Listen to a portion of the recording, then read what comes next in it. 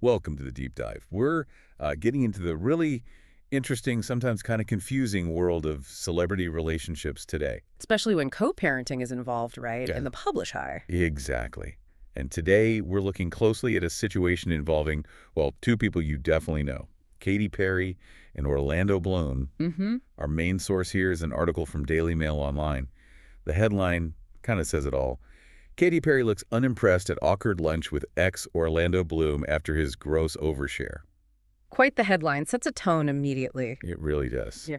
So our mission for you today is to, unpack what happened at this recent public reunion, that awkward lunch. And the social media moment that definitely got people talking. Yeah. We want to explore how they're handling this separation out there for everyone to see while trying to keep things solid for their child. It's that classic celebrity balancing act. What's real? What's for the cameras? Precisely. Let's dive in and see if we can peel back some layers. Okay, so picture this. The setting is the Amalfi Coast, Sardinia. Super glamorous, right? The Cala di Volpe Resort. Luxurious. It's Tuesday, sunny day, outdoor restaurant. And there's Katy Perry, she's 40 now, having lunch with her ex-fiancé, Orlando Bloom, who's 48. Right. And the article really focuses on Katy's vibe during this meal. It says she seemingly held a disinterested expression on her face. That specific phrasing seemingly held already interpretive. Yeah, and she was apparently seen propping her chin on her hands. Meanwhile, Bloom could be seen talking across the table. So one person seemingly disengaged, the other actively trying to engage. That's the picture painted. And they weren't alone either. There were other friends there. Talent agent Michael Keyes, tech businessman Ben Schwerin were also at the table. What's fascinating, I think, is how much weight is put on these visual cues. The expression, the chin prop. Right, to tell a whole story about the emotional state. Exactly. It sets this awkward lunch narrative right away, even though the stated context is supposed to be about them being a united front as co-parents. It's such a contrast, isn't it? This beautiful, luxurious setting, the Mediterranean Sea, and then this reported tension. It highlights that intense scrutiny. Every little gesture can become the headline. Okay, so the lunch itself sounds, well, maybe a bit tense based on the report. But here's where things get really interesting. Ah, the lead up. Yes. Just before this lunch, on the Wednesday prior, Orlando Bloom posts this carousel of snaps on Instagram. You know, a photo dump. Pretty standard celebrity stuff, usually. Mostly, yeah. It included some nice moments. Looked like a relaxing boat ride with Katy, their daughter, Daisy. Yeah. She turns 5 next month. Wow. Time flies. And his son Flynn was there, too. Yep. Flynn, who's 13 now, that's his son, with Miranda Kerr. And photos of him with Flynn and Daisy exploring the Amalfi Coast look quite idyllic, actually. A blended family holiday vibe. Totally. But then, Yeah. tucked away in this carousel, was one photo that definitely raised eyebrows. Okay, here we go. Is a picture he apparently took Yeah. while sitting on the toilet. Oh, wow. Yeah. And the caption was simply, "Dump for ya." Slight pause. Right. Just dump for ya. Yeah. It's a choice, a definite choice. It really is. And it immediately brings up that whole debate about public image versus, well, very private moments for celebrities. For sure. The article mentions fan reactions, things like, I'm dead at the last pic and this is lovely, and also that last picture with laughing emojis. So some people found it funny. Relatable, maybe. Maybe. Or maybe just shocking. It shows that tension, doesn't it? How much is too much share, especially right after a very public split. Good point. It taps into this whole evolving idea of celebrity boundaries online. Right. What's authentic versus what's just oversharing. And adding another layer here, a source had apparently already told DailyMail.com that Katy had been left hurt by Orlando's actions before this. So there's prior context. Yeah, saying it was disappointing, hurtful, and annoying, and that while, look, he's free to do whatever the hell he wants to do, she kind of hoped he'd be a bit more discreet, thoughtful. More mindful of the situation, maybe. Right. So she's disappointed and sad. And this was reportedly after he attended Jeff Bezos and Lauren Sanchez's big wedding party in Venice. Where he was seen mingling with Kim Kardashian, Sydney Sweeney, high-profile stuff. Exactly. So that comment about discretion seems possibly linked to his public appearances and maybe actions post-split, even before the toilet pic. It adds depth, suggesting this isn't just about one awkward lunch or one weird photo, but maybe a pattern of navigating the separation differently.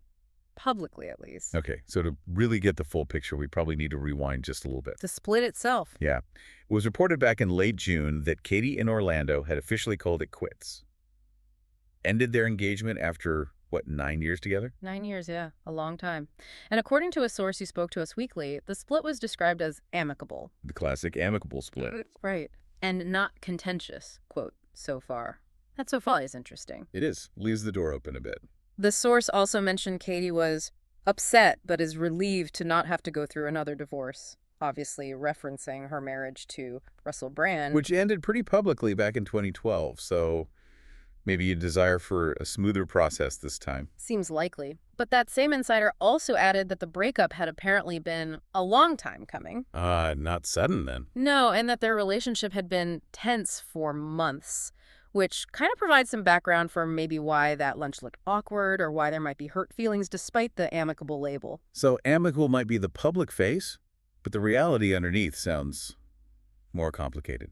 Tense, even. It often is, isn't it? Yeah. Especially under that level of scrutiny, it paints a much more nuanced picture leading up to these co-parenting moments we're seeing now. Definitely. And despite all this personal stuff going on, Katy Perry's career is just full steam ahead. Yeah, she seems incredibly busy. She's technically on a short break right now from her Lifetimes tour, which started back in April. Big tour. Huge. She's actually about to restart dates on Thursday in Denver, then hitting Phoenix, Anaheim, Seattle, then Canada. Wow. And then she kicks off the international leg in September. It wraps up in Abu Dhabi in December.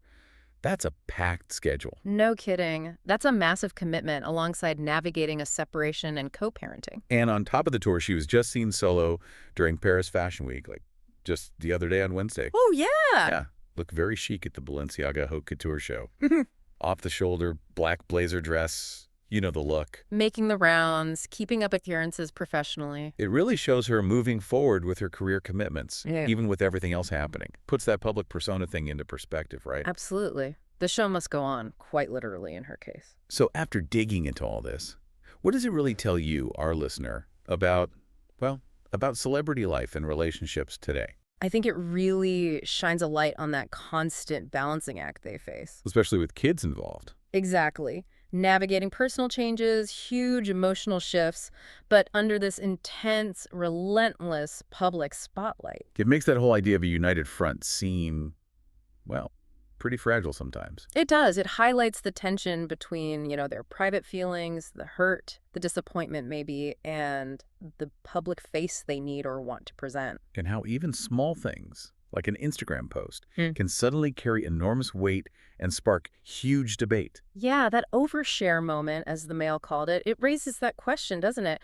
When famous couples co-parent publicly, how much of that unity is genuinely for the family? And how much is maybe influenced by managing their image, by public expectation? Right.